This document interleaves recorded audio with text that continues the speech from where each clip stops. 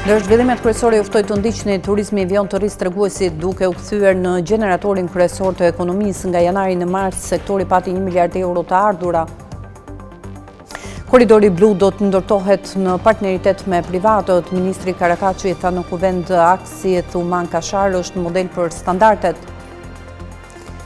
Tremujori i pari i 2026 shënoi një rekord të ri në treguesit në dërgesat e migrantëve me mbi 274 milion euro, remitancat patën rritje vjetore 10%. Shtetet e Bashkuara po investojnë miliarda në Ballkan, pjesa më e madhe e tyre po shkon në projektet e gazit të lëngshëm, Brukseli i shqetësuar.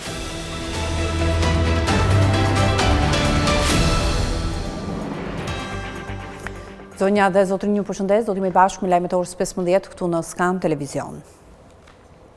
Turistët e huaj shpenzuan mbi 1 miliard euro në Shqipëri në 3 mujorin e parë të vitit 2026, ndërsa bilanci neto i turizmit u rit në 362.9 milion euro. Shifrat e konfirmojnë që edhe këtë vit turizmi vion të jetë një nga motorët më të fortë të ekonomisë shqiptare. Rritja krahasuar me 3 mujorin e parë të vitit 2025 rezulton të jetë me rreth 15%.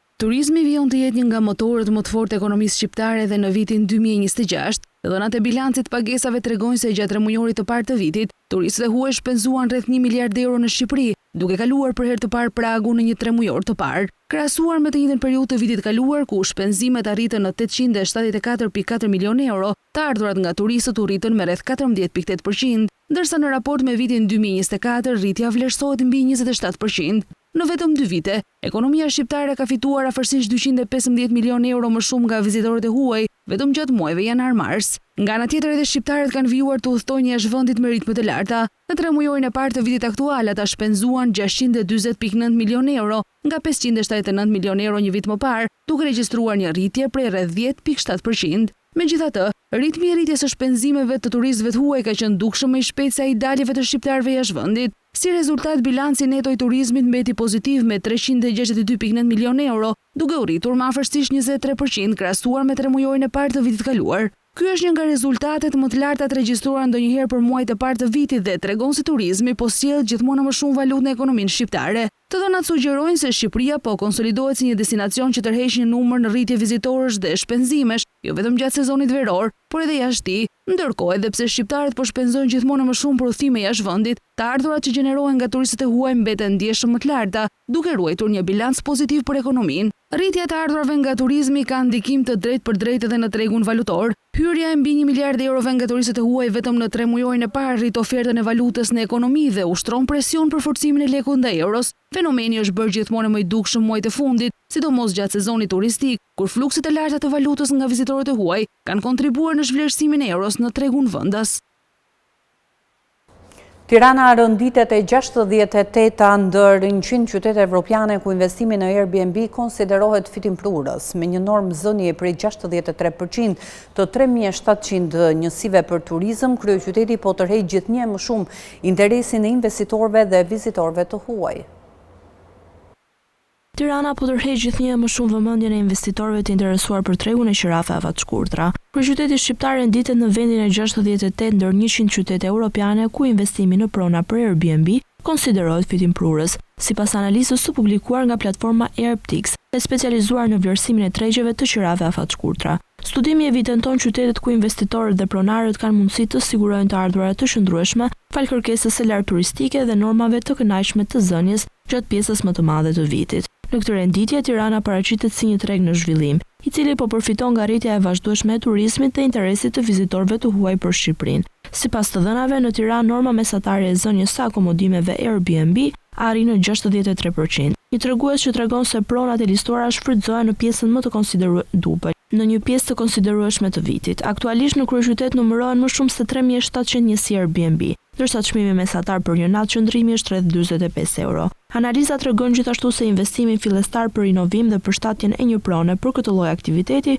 kushton mesatarisht rreth 10.000 euro, një shumë relativisht të përballueshme krahasuar me shumë qytete të tjera europiane. Kjo e bën Tiranën një alternativë interesante për investitorët që kërkojnë të hyjnë në tregun e qirave afatshkurtra pa pasur nevojë për kapitale shumë të mëdha. Vitet e fundit Europa është kthyer në një nga destinacionet më tërheqëse për investime në Airbnb.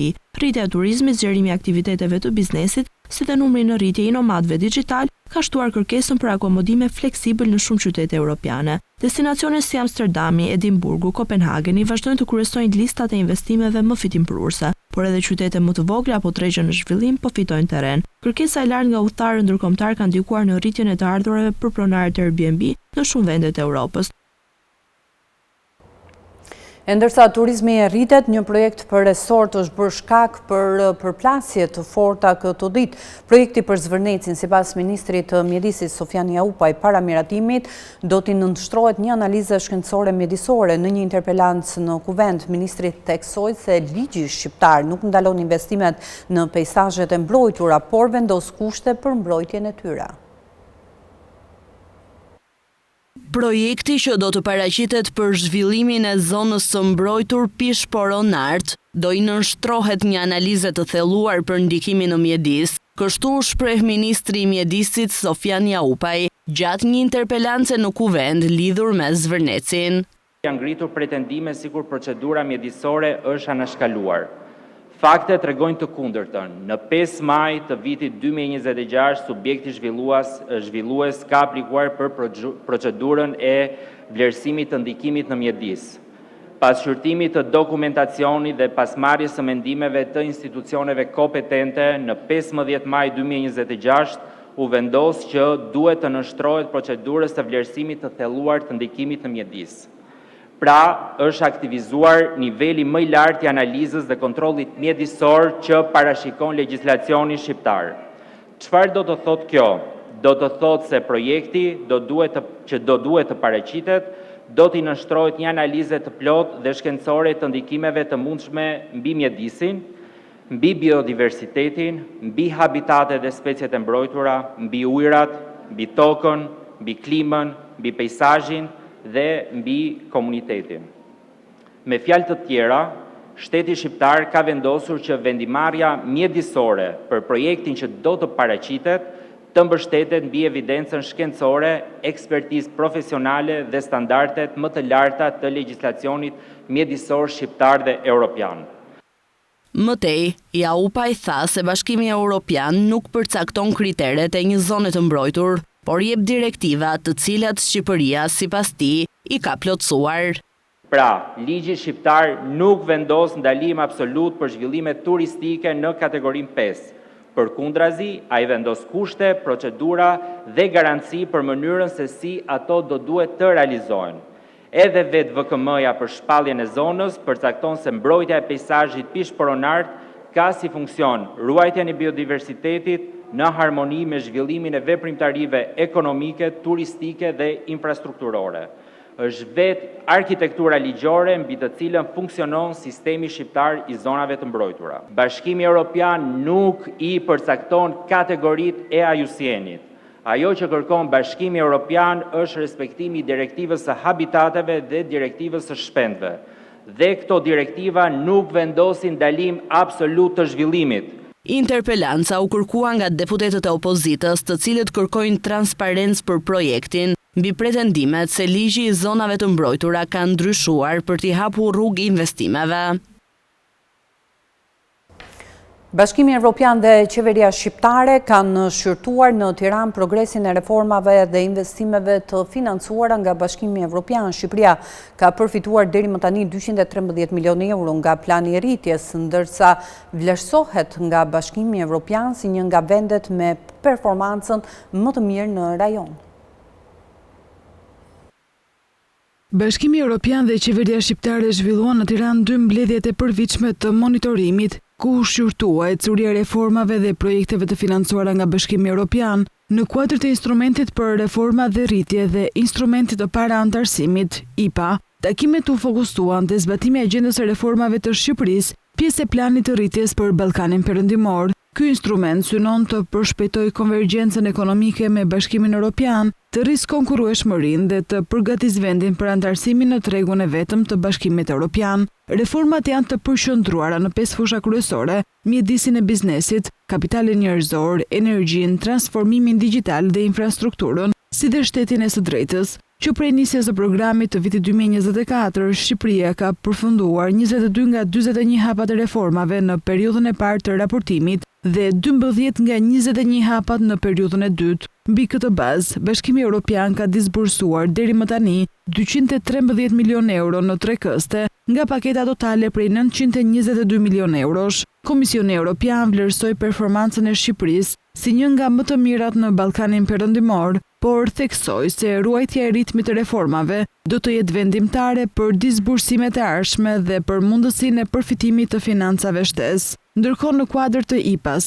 u shqyrtua zbatimi i rreth 150 projekteve që janë aktualisht në proces dhe që mbështesin reformat e lidhura me antarësimin në Bashkimin Evropian. Gjatë diskutimeve, u mirëprit nisja e projekteve të reja në fusha si antikorrupsioni, mjedisi, qeverisja vendore dhe siguria ushqimore, po ashtu janë miratuar 100 milion euro në kuadër të programit IPA 2025-2027 për reformën në drejtësi, shtetin e së drejtës, të drejtat e njeriut dhe qeverisjen e mirë. Korridori blu do të ndërtohet në bashkëpunim mes shtetit dhe privatit. Ministri i Infrastrukturës dhe Energjisë Enea Karakaçi tha gjatë një interpelance në Kuvend se për këtë shembulli më i mirë është rruga Thuman-Kashar. Karakaçi vlerësoi parametrat financiare dhe teknik të këtij aksi si të standardit më të lartë në Shqipëri. Të gjitha akset rrugore, pjesë e korridorit blu, do të ndërtohen me partneritet publik-privat. Këtë e theksoi Ministri i Infrastrukturës dhe Energjisë Enea Karakaçi gjatë një interpelance të zhvilluar në Kuvend për infrastrukturën rrugore. Edhe kontratat për segmentet e tjera të korridorit blu do të ndjekin të njëjtin model koncesionar, i cili synon të minimizojë barrën financiare për buxhetin e shtetit, duke garantuar njëkohësisht ndërtimin e infrastrukturës strategjike sipas standardeve europiane. Dua të theksoj faktin që duhet edhe të përmendim që aksi Thuman-Kashar është autostrada e parë e kategorisë A në vend. Ministri Karakaçi vlerësoi aspektet financiare dhe teknike të aksit rrugor Thuman-Kashar, duke vlerësuar atë si rrugë me standardet më të larta në Shqipëri. Të ardhurat e pritshme nga operimi i këtij aksi janë vlerësuar në rreth 1.3 miliard euro për një periudhë 35 vjeçare.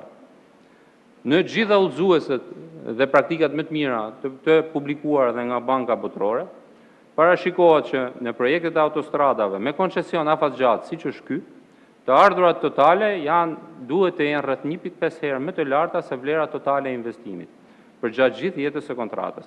Kjo sepse patjetër koncesionari nuk mbulon vetëm ndërtimin fillestar, por ka dhe mirëmbajtjen rutinë, operacionalitetin e kontratës dhe mirëmbajtjen e thelluar që bëhet pas viteve të kontratës, dhe po ashtu riskun e trafikut dhe menaxhimin e aksit për dekada. Në këtë kuadër, raporti investim-fitim për projektin në fjalë konsiderohet brenda parametrave ndërkombëtar për projekte të kësaj natyre. Ministri Karakaçi u përgjigj të gjitha pyetjeve gjatë interpelancës së kërkuar nga deputeti Agron Shehaj. Procedura tenderuese e ndërtimit të bypassit të Elbasanit po ecën pa probleme. Autoriteti rrugor nuk ka marrë asnjë ankesë nga pjesëmarrësit në garë dhe kështu hapet rruga për vlerësimin e ofertave për 2 lotet e para me vlerë 5.8 miliard lekë.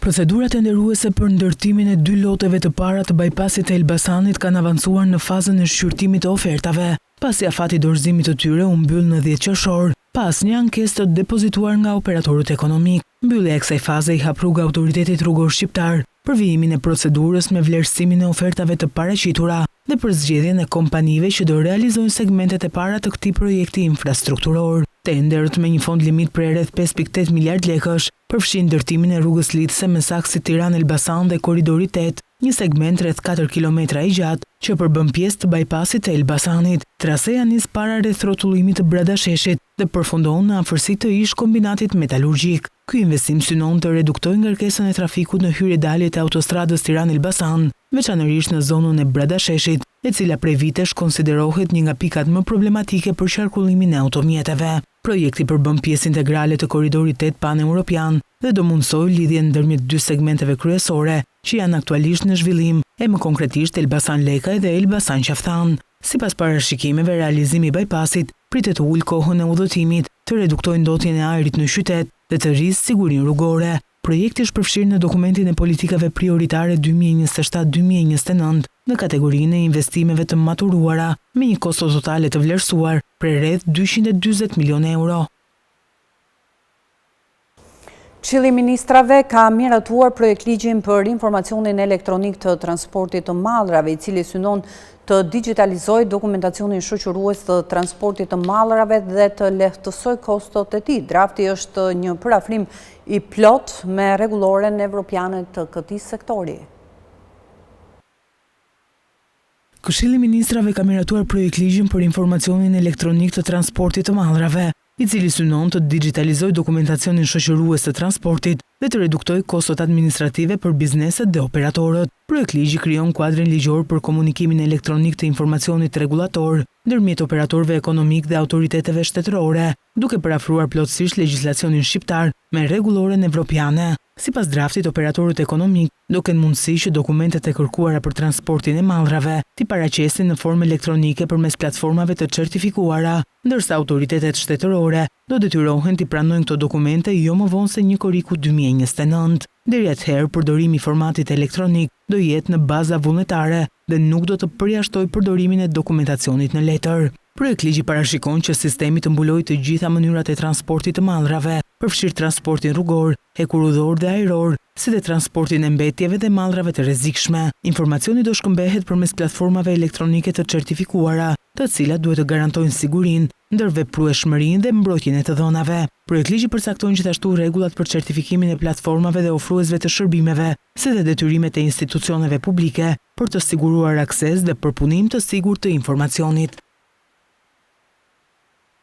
Drejtoria e Përgjithshme e Shërbimeve të Transportit Rrugor ka publikuar të dhënat mbi ecurinë e kontrollit teknik të mjeteve për periudhën janar-maj 2026. 38.136 mjete ose 23.8% e totalit automjeteve të kontrolluara kanë rezultuar të ngelura ose të refuzuara gjatë kontrollit teknik. Drejtoria e Përgjithshme e Shërbimeve të Transportit Rrugor ka publikuar të dhënat mbi ecurinë e kontrollit teknik të mjeteve për periudhën janar-maj 2026, duke evidentuar numrin e automjeteve të ngelura, të ritestuara në pritje të riparaqitjes dhe të refuzuara. Gjatë 5 muajve të parë të këtij viti, 38.136 mjete ose 23.8% e totalit të automjeteve të kontrolluara kanë rezultuar të ngelura ose të refuzuara gjatë kontrollit teknik. Këto mjete janë identifikuar me mangësi që kërkojnë ndërhyrje dhe riparime përpara se të mund të rikthehen në qarkullim sipas standardeve të përcaktuara. Këto shifra tregojnë se një numër i konsiderueshëm automjetesh nuk kanë arritur të kalojnë me sukses testimin teknik në parashitjen e parë, duke evidentuar problematika që lidhen me gjendjen teknike dhe standardet e sigurisë së mjeteve në qarkullim. Nga automjetet që nuk kaluan testimin fillestar, pjesa më e madhe ka kryer riparimet e nevojshme dhe është paraqitur sërish për kontroll. Konkretisht, 33.323 mjete ose 87.38% e mjeteve të ngelura janë ritestuar pas ndërhyrjeve teknike. Ky tregues dëshmon se shumica e drejtuesve të mjeteve kanë ndërmarrë masat e nevojshme për të përmbushur kërkesat e sigurisë dhe për të garantuar qarkullimin e sigurt në rrugë. Ndërkohë, 4.769 automjete ose 12.51% e mjeteve që nuk e kanë kaluar kontrollin teknik vijojnë të jenë në pritje për riparaqitje. Kjo kategori përfshin mjete që ende nuk kanë përfunduar procesin e riparimit ose nuk janë paraqitur për një kontroll të ri teknik. Një tjetër tregues i rëndësishëm është numri i automjeteve të refuzuara përfundimisht. Sipas të dhënave të Drejtorisë së Përgjithshme të Shërbimeve të Transportit Rrugor, 44 mjete ose 0.12% të totalit të mjeteve të ritestuara nuk kanë arritur të përmbushin kriteret teknike dhe janë refuzuar përfundimisht. Edhe pse përqindja mbetet e ulët, ky fakt tregon se ekzistojnë automjete me probleme serioze teknike që nuk mund të rikthehen në qarkullim. Paralelisht me procesin e kontrollit teknik, vihet re edhe një rritje ndjeshme e numrit të automjeteve të çregjistruara përfundimisht. Gjatë periudhës janar-maj 2026 janë çregjistruar 4.109 mjete me moshë mesatare 22 vjeçare. Krahasuar me të njëjtën periudhë të vitit të kaluar, kjo shifër përfaqëson një rritje prej 31%, duke reflektuar tendencën për largimin nga qarkullimi të automjeteve të amortizuara dhe me standarde të ulta sigurie. Sipas drejtorisë së përgjithshme të shërbimeve të transportit rrugor, arsyet kryesore të çregjistrimit lidhen me mosplotësimin e standardeve të sigurisë, gjendjen teknike të papërshtatshme, amortizimin e lartë dhe konsumin e konsiderueshëm të mjeteve. Procesi i kontrollit teknik synon jo vetëm verifikimin e gjendjes së automjeteve, por edhe rritjen e sigurisë për të gjithë përdoruesit e rrugës. Të ardhura në rritje janë regjistruar edhe nga dërgesat e migrantëve. Sipas shifrave të publikuara nga Banka e Shqipërisë, në 3 muajt e parë të këtij viti hyn 274 milion euro remitanca, niveli më i lartë i regjistruar ndonjëherë për këtë periudhë. Paratë që emigrantët shqiptarë dërgojnë për familjet e tyre në Shqipëri vijojnë të shënojnë rritje, duke mbetur një ndër burimet më të rëndësishme të hyrjes së valutës në ekonomi. Sipas të dhënave të Bankës së Shqipërisë, remitancat arritën në 274.3 milion euro në 3 muajin e parë të vitit aktual, niveli më i lartë i regjistruar ndonjëherë për këtë periudhë. Krahasuar me të njëjtën periudhë të një viti më parë, kur remitancat vlerësoheshin në 250.7 milion euro, prurjet u rritën me rreth 9%, ndërsa në raport me vitin 2024, rritja arrin mbi 13%. Tendenca pozitive është bërë më e fortë pas pandemisë, me fluksi që janë rritur nga viti në vit dhe kanë arritur nivele rekord. Rritja e remitancave lidhet edhe me zgjerimin e diasporës shqiptare. Të dhënat demografike tregojnë se rënja e popullsisë në vend vijon të ndikohet kryesisht nga emigracioni, edhe pse në vitin 2025 shtesa natyrore e popullsisë ishte pozitive, migracioni neto mbeti negativ me 28.000 persona, duke konfirmuar se largimet jashtë vendit vijojnë të jenë faktori kryesor i kurrjes së popullsisë. Sipas publikimeve të mëparshme nga Instat, të dhënat tregojnë se burimi kryesor i remitancave mbeten komunitetet shqiptare në Itali dhe Greqi, pra aty ku ka edhe më shumë emigrant. Të flukse financiare përbën një mbështetje të rëndësishme për konsumin e familjeve dhe një burim qëndrueshëm të valutës për ekonominë shqiptare. Megjithatë, rekordet e remitancave vinë në një periudhë kur monedha europiane ka prekur nivelin më të ulët historik, duke bërë që familjet që mbajnë nga të ardhurat nga jashtë të përfitojnë më pak. Klime përshtatshme investimesh në ekonominë shqiptare. Sipas të dhënave më të fundit, investimet e huaja direkte nga janari deri në fund të marsit janë regjistruar në 404 milion euro, niveli më i lartë i regjistruar ndonjëherë për këtë periudhë. Krahasuar me një vit më parë, rritja është mbi 10%. Investimet e huaja direkte në Shqipëri vijuan rritjen edhe në 3 muajin e parë të vitit aktual, duke shënuar nivelin më të lartë regjistruar ndonjëherë për këtë periudhë të vitit. Sipas të dhënave të Bankës së Shqipërisë, fluksi investimeve arriti në 403.9 milion euro me një rritje prej 11.8%, krahasuar me të njëjtën periudhë të vitit kaluar. Ecuri i aktiviti konfirmon prirjen pozitive të investimeve të huaja në ekonominë shqiptare, të cilat kanë shënuar rritje të vazhdueshme gjatë viteve të fundit. Krahasuar me 3 muajin e parë të vitit 2019, flukset e investimeve janë rritur me mbi 35%, ndërsa niveli aktual është gati 3 ati të regjistruar një dekadë më parë. Një rol të rëndësishëm në këtë ecuri vazhdojnë ta luajnë fitimet e riinvestuara nga kompanitë e huaja që operojnë në Shqipëri. Në 3 muajin e parë të vitit 2026, ato arritën në 206.2 milion euro, duke përbërë më shumë se gjysmën e fluksit total të investimeve të huaja direkte. Kjo tregon se një pjesë e konsiderueshme e fitimit të realizuara në vend, por investohen në ekonomi, në vend që transferohen jashtë. Në të njëjtën kohë dhe kapitalet e reja të injektuara shënuan rritje të ndjeshme. Injektimet e reja të kapitalit arritën në 183.3 milion euro, rreth 25% më shumë krahasuar me një vit më parë, duke dhënë një kontribut rëndësishëm në zgjerimin e investimeve të huaja. Investimet e huaja direkte mbeten një nga burimet kryesore të financimit të ekonomisë shqiptare dhe një faktor rëndësishëm për hyrjen e valutës në vend. Së bashku me turizmin dhe remitancat, ato kanë kontribuar në përmirësimin e bilancit pagesave dhe në forcimin e ofertës së euros në tregun vendas gjatë viteve të fundit. Papunësia e të rinjve në Shqipëri është rritur në 16.9% sipas të dhënave të Instat, ndërsa moshat nga 30 deri në 64 vjeç vijojnë të kenë një pozicion më të qëndrueshëm në tregun shqiptar të punës, duke zënë mbi 78% të fuqisë punëtore. Punësimi i të rinjve vijon të mbetet një nga sfidat më të mëdha të tregut të punës në Shqipëri. Të dhënat më të fundit të publikuar nga Instituti Statistikave tregojnë se të rinjt po e kanë gjithnjë më të vështirë të integrohen në tregun e punës, ndërsa shkalla e punësimit për këtë grup mosh ka pësuar rënje gjatë vitit të fundit. Sipas anketës tremujore të forcave të punës, shkalla e punësimit për të rinjt zbriti në 42.8% nga 44.8% që ishte në të njëjtën periudhë të një viti më parë. Kjo do të thotë se më pak të rinj po arrin të gjejnë ose të mbajnë vendin e punës. Konkretisht nga tregu i punës për këtë periudhë, ka ndalë rreth 14.400 të rinj. Ndryshe paraqitet situata për grup moshën 30 deri në 64 vjeç, e cila vazhdon të dominojë tregun e punës. Për këtë kategori shkalla e punësimit arriti në 78.6% nga 78.2% që ishte në tremujorin e fundit të vitit 2025. Të dhënat tregojnë se luhatjet më të mëdha në tregun e punës po ndihen kryesisht nga të rinjt, ndërsa grupmoshat më të rritura vazhdojnë të ruajnë një pozicion më të qëndrueshëm. Edhe statistikat e papunësisë nxjerrin në pavërtetësitë me të cilat përballen të rinjt. Krahasuar me tremujorin e fundit të vitit 2025, papunësia tek të rinjt është rritur nga 15.1% në 16.9%. Kjo rritje tregon se një pjesë e konsiderueshme e të rinjve vazhdojnë të hasin pengesa në gjetjen e një pune, pavarësisht nevojës të tregut për fuqi punëtore në sektor të ndryshëm. Nga ana tjetër, në aspektin gjinor, papunësia vijon të jetë më e lartë e gradë, megjithëse të dhënat tregojnë një përmirësim të lehtë gjatë fillimit të këtij viti. Shkalla e papunësisë për gradë zbriti në 9.2% nga 9.8% që ishte një vit më parë dhe 9.4% në tremujorin e fundit të vitit 2025. Treguesit e fundit sugjerojnë se megjithëse tregu i punës në Shqipëri mbetet relativisht i qëndrueshëm, për grupmoshat më aktive ekonomikisht, sfida kryesore vazhdon të jetë integrimi të rinjve. Rënja e punësimit dhe rritja e papunësisë në këtë grupmosh sinjalizojnë nevojën për politika dhe iniciativa që lehtësojnë kalimin e të rinjve nga arsimi drejt tregut të punës. Transformimi industrial nuk mund të ndodhë pa fuqi punëtore të kualifikuar. Strategjia kombëtare industriale parashikon harmonizimin e arsimit profesional, arsimit të lartë dhe trajnimeve me nevojat e sektorëve industrial prioritar.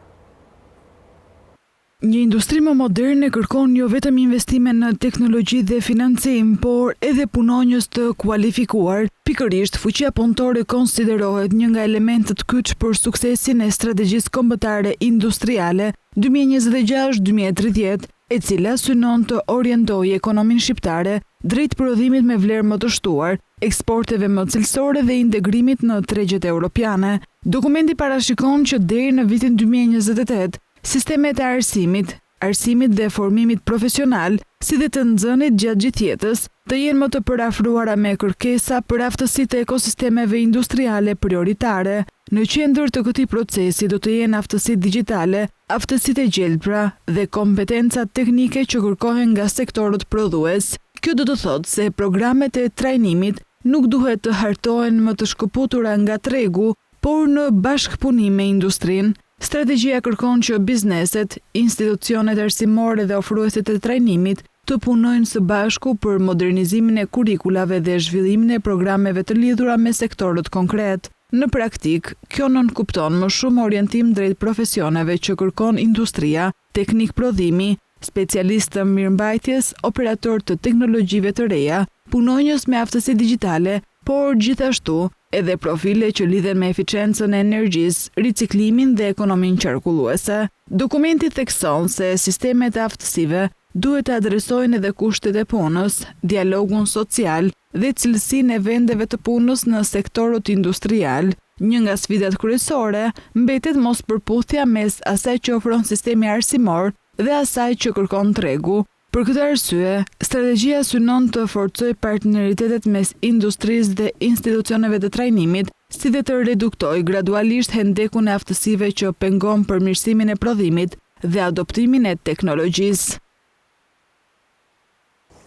Personat me aftësi të kufizuara do të mbështeten nga një plan i ri kombëtar për 5 vitet e ardhshme. Dokumenti i miratuar nga qeveria parashikon 283 ndërhyrje konkrete në arsim, shëndetësi, punësim dhe mbrojtje sociale me një fond prej rreth 7.6 miliard lekësh.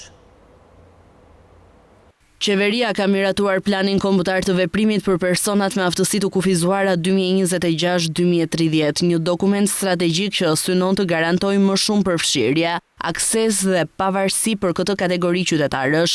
Plani parashikon investime dhe masa konkrete në arsim, punësim, shëndetësi, mbrojtje sociale dhe aksesueshmëri me një fond prej rreth 7.6 miliard lekësh gjatë 5 viteve të ardhshme. Dokumenti i miratuar nga Këshilli i Ministrave synon që personat me aftësi të kufizuara të ushtrojnë plotësisht drejtat e tyre dhe të marrin pjesë në mënyrë të barabartë në jetën ekonomike, shoqërore dhe publike të vendit. Plani përfshin 28 objektiva specifike, 68 masa prioritare dhe 283 ndërhyrje konkrete.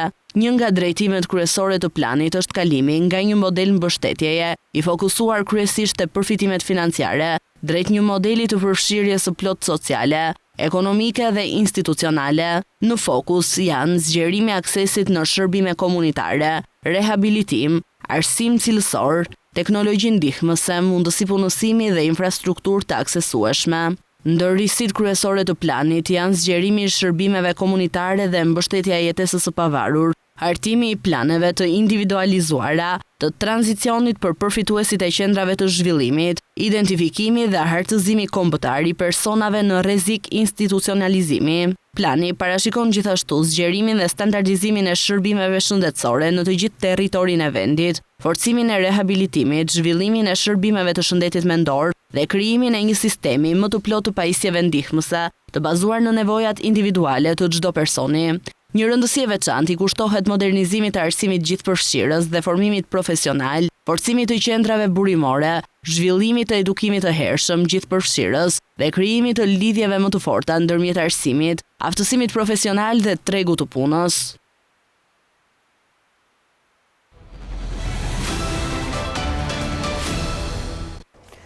Përpunimi i statistikave po tregon se edhe Kosova po kthehet gradualisht në një destinacion rajonal turistik. Sektori po zgjerohet si me vizitorët vendas, ashtu edhe me ata të huaj. Këta të fundit zën mbi 60% të aktivitetit turistik kosovar. Sektori i turizmit në Kosovë ka njohur një trend rritës gjatë vitit 2025. Sipas të dhënave të publikuara në kuadër të ulëmtimit të hotelërisë dhe turizmit, gjatë vitit të kaluar në vend janë regjistruar gjithsej 762.836 vizitorë, duke shënuar rritje krahasuar me vitin 2024. Nga numri i përgjithshëm i vizitorëve, 39.3% ishin vizitorë vendor, ndërsa 60.7% vizitorë të huaj, duke dëshmuar se Kosova po tërheq gjithnjë më shumë turist nga jashtë vendit. Po ashtu, gjatë vitit 2025 janë regjistruar gjithsej 1.653.390 net qëndrime në objektet akomoduese të vendit. Nga këto, 45.4% janë realizuar nga vizitorët vendorë, ndërsa 54.6% nga turistët të huaj. Të dhënat e ASK tregojnë se interesimi i qytetarëve të Kosovës për të udhëtuar brenda vendit është rritur. Krahasuar me vitin 2024, numri i vizitorëve vendor është rritur për 9.1%, ndërsa net qëndrimet e tyre janë rritur për 8%. Edhe turistët të huaj kanë shënuar rritje të konsiderueshme. Gjatë vitit 2025, numri i tyre arriti në 463.092 vizitorë, ose 9.4% më shumë se sa një vit më parë. Sipas statistikave, numri më i madh i turistëve të huaj që vizituan Kosovën vijnë nga Shqipëria, Gjermania, Zvicra dhe Turqia, shtete që për vitesh përbëjnë pjesën më të madhe të vizitorëve ndërkombëtar në vend. Ndërkohë të dhënat tregojnë se gjatë vitit 2025, 639.945 persona kanë realizuar të paktën një udhëtim me net qëndrim brenda ose jashtë Kosovës, duke reflektuar një lëvizshmëri më të madhe të qytetarëve krahasuar me vitet e kaluara. Një tjetër tregues i rëndësishëm për zhvillimin e turizmit është edhe numri i hyrjeve të shtetasve të huaj në territorin e Kosovës. Sipas të dhënave të grumbulluara në pikat kufitare, gjatë periudhës janar-dhjetor 2025 janë regjistruar 7.465.625 hyrje të shtetasve të huaj, një shifër që dëshmon për çarkullimin e madh të vizitorëve dhe rëndësinë e rritjes të Kosovës si destinacion rajonal për udhëtime. Shtetet e Bashkuarat Amerikës po investojnë miliarda dollarë në Ballkan, në fokusin e kompanive amerikane. Në radhë të parë është tregu i gazit të lëngshëm. Zgjerimi është pritur jo pa shqetësime nga Brukseli. Shtetet e Bashkuara po përdorin transformimin e furnizimit me energji të Evropës për të zgjeruar ndikimin e tyre gjeopolitik në Ballkan, duke investuar në tubacione dhe terminale të LNG-s dhe kontrata afatgjata për furnizimin me gaz të lëngshëm. Ajo dëshiron të bëhet furnizuesi më i rëndësishëm i gazit në Ballkan, por në Bruksel ka shqetësimin në rritje se Evropa mund ta zëvendësojë kështu një varësi të vjetër me një të re, shkruajnë gazetat gjermane. Ata i referohen forumit të biznesit të Dubrovnikut, në margjinat e të cilit kompanitë amerikane nënshkruan së fundmi kontrata me vlerë miliarda dollar. Ndër projektet e rëndësishme është ndërtimi i gasjellësit South Interconnection që transporton gazin natyror të lëngshëm amerikan nga Kroacia deri në Bosnjë dhe Hercegovinë. Gasjellësi 236 kilometra i gjatë, i vlerësuar në 1.5 miliard dollar, do të financohet, ndërtohet dhe operohet nga një kompani amerikane që ka lidhje të ngushta me rrethin e presidentit Trump. Qeveria në Sarajevi dha koncesion 30 vjeçar për ndërtimin dhe operimin e gasjellësit kompanisë amerikane pa tender publik, pavarësisht faktit se kjo nuk i pëlqeu Brukselit. Në shkurt, Kongresi amerikan miratoi një listë të quajtur Akti i Demokracisë dhe Prosperitetit të Ballkanit Perëndimor, i cili synon të thellojë bashkëpunimin ekonomik me vendet në rajon.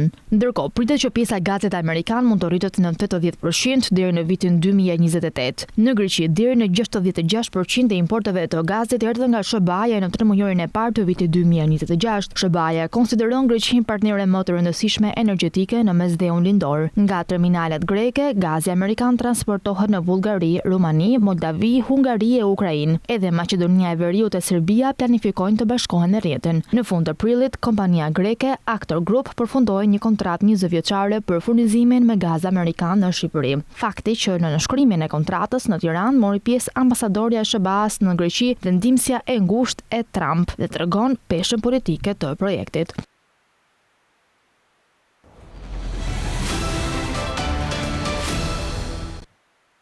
Do të ndalemi me zhvillimet nga bota për shkallëzimi i luftës SBA-Iran vazhdon të shkaktoj panik në tregjet e naftës. Kontratat e ardhshme të naftës Brent u rritën me $1.48 për fuqi, ndërsa nafta amerikane bruto me mbi $3.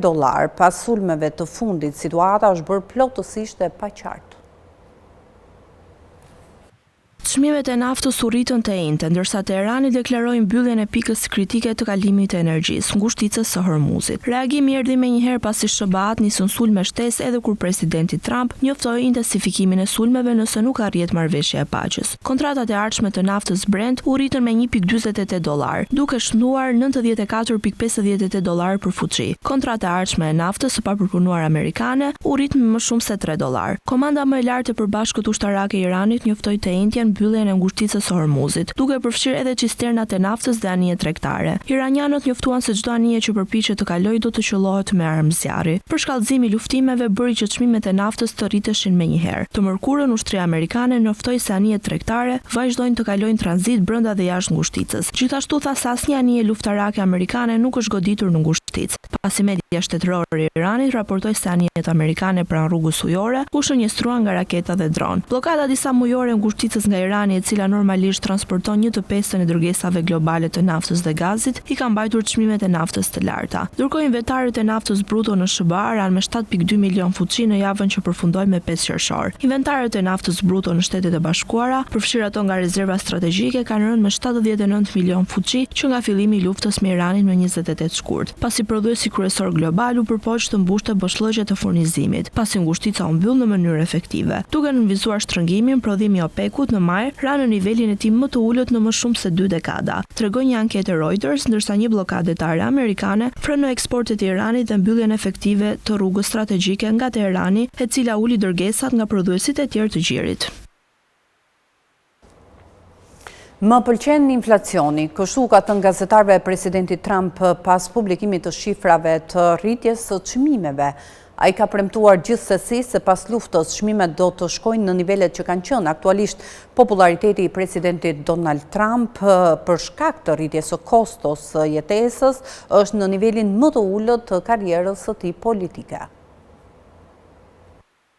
Presidenti Donald Trump pas publikimit të dhënave të inflacionit që tregonin rritje mbi 4%, u tha gazetarëve se pëlqente inflacionin, duke shtuar se çmimet do të bien sapo të përfundojë lufta me Iranin. I pyetur për dhënat që tregojnë se inflacioni për konsumatorët në maj u rrit me ritmin më të shpejt në 3 vjet dhe se ai penalizon kjo republikanët vetëm disa muaj para zgjedhjeve të mesmandatit të nëntorit, Trump tha, "Më pëlqen inflacioni." Presidenti më pas shpjegoi se si dha dritën jeshile një plani për të lëvizur fshehurazi cisterna nafte përmes përmes ngushticës së Hormuzit për shkak të shqetësimeve për kosto më të larta dhe rritjet e inflacionit. Ja vleti për mua, tha Trump, duke i quajtur operacionin një sukses. Kur lufta të mbarojë, do të shihni naftën të bjerë në nivelin ku ishte më parë, tha Trump. Ai e ka quajtur luftën ndaj Iranit një rrugë të tërthor dhe e ka cilësuar atë si një çështje të sigurisë kombëtare, pasi mbyllja rrugës kryesore të transportit detar nga Teherani ka rritur koston e benzinës, plerave dhe mallrave të tjera, duke kontribuar në inflacion. Çmimet e rritura mund ta pengojnë gjithashtu rezervën federale të SBA-s të ul normat e interesit, gjë që mund të ul kostot e huamarrjes, të cilat Trump i ka kërkuar që kur u kthye në pushtet vitin e kaluar. Republikanët po kërkojnë të ruajnë kontrollin e dhomës së përfaqësuesve dhe senatit të SBA-s, por janë të shqetësuar se një reagim i ashpër i konsumatorëve mund t'u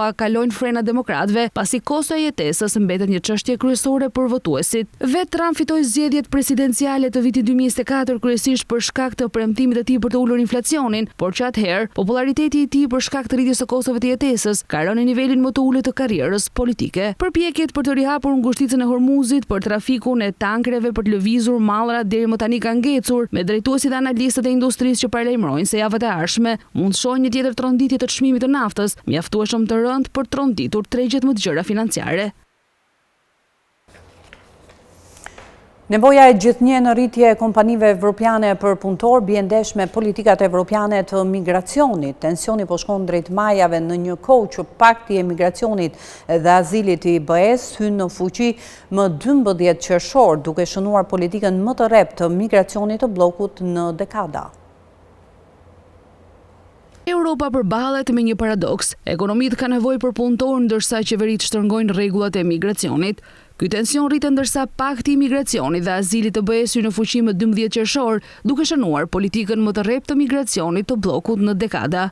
Kjo kontradikt qëndron në zemër të një prej debateve më të ngarkuara politikisht të kontinentit dhe po bëhet gjithmonë më vështirë të injorohet. Me papunësinë në nivele historike më të ulta dhe normat e punësimit në nivele rekord, tregjet e punës në Bashkimin Evropian po funksionojnë bosh. Mungesat strukturore prekin sektor të kujdesit shëndetësor, ndërtimit, bujqësisë, transportit dhe teknologjisë, dhe shkaku nuk është mister. Europa po plaket me shpejtësi. Në vitin 2022, afërsisht 22% e popullsisë në BE ishte 65 vjeç ose më vjetër. Popullsia në moshë pune po të kurrit veçanërisht në Gjermani, Itali dhe Europën qendrore dhe lindore. Me 1 qershor, bashkëligjvënësit e BE-s ranë dakord për qendra të reja kthimi jashtë kufimeve të BE-s për ndalur migrantët pa të drejtë qëndrimi. Më 12 qershor hyn në fuqi Pakti i plotë i migracionit dhe azilit. Është rishikimi më i gjerë i ligjit evropian të migracionit në dekada, i ndërtuar rreth qyrtimeve më të ashpra, deportimeve më të shpejta dhe kontrolleve më të rrepta kufitare. Që nga viti 2019, shtetasit jo BE kanë plotësuar mbi gjysmën e rritjes neto të vendeve të punës të BE. Në Itali emigrantët mbështesin rreth 600.000 pensione përmes kontributeve dhe sigurimeve shoqërore, duke paguar afërsisht 8 miliardë euro në vit për sistemin e mirëqenies sociale, ndërsa marrin rreth 3 miliardë euro në përfitime.